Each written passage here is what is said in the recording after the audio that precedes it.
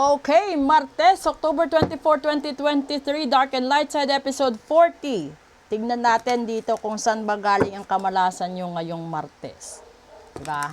Kasi araw-araw, iba-iba naman yung pinagdadaanan eh. Iba-iba din yung pinagmumulan ng mga kamalasan.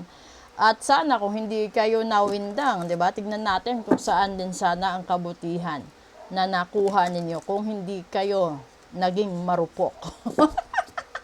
Okay. Ito, tingnan natin. Una, ay, barang agad. Wala namang awa. Pangalawa,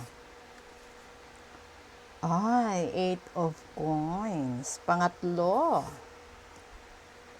2 of coins. Ngayon, ito, siguro yung pinagmulan nito, baka marami kayong inutangan ng pera.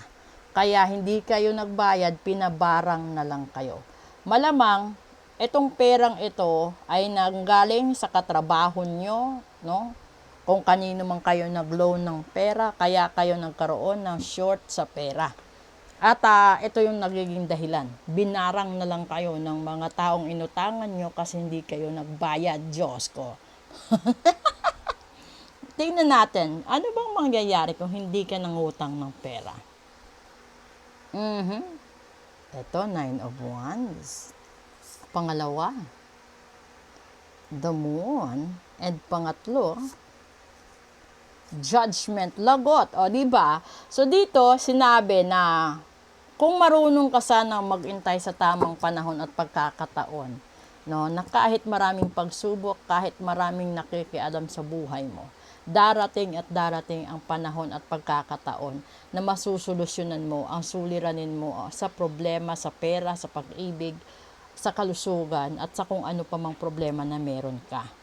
So, ngayon, kung nabarang ka, kasi lumabas dito una is barang, wala ka na ibang gagawin kundi yung magpa-ritual ikaw para matanggal yung barang, tapos magpa-protection ritual ikaw para hindi ka na mabarang uli. Dahil baka lahat ng inutangan mo, ibarang ikaw. 'Di ba? So ngayon, sinasabi dito kasi sa judgment, totoong mangyayari na posibleng nabarang ka at mamamatay ka dahil lang sa utang mo sa pera. So kung may utang ka sa pera, magpa-book ka na ng private reading para malaman mo kung mamamatay ka ba sa undas o hindi. 'Di ba? Kasi kalimitan ngayong Biyernes, baka ilibing na rin kayo. Okay?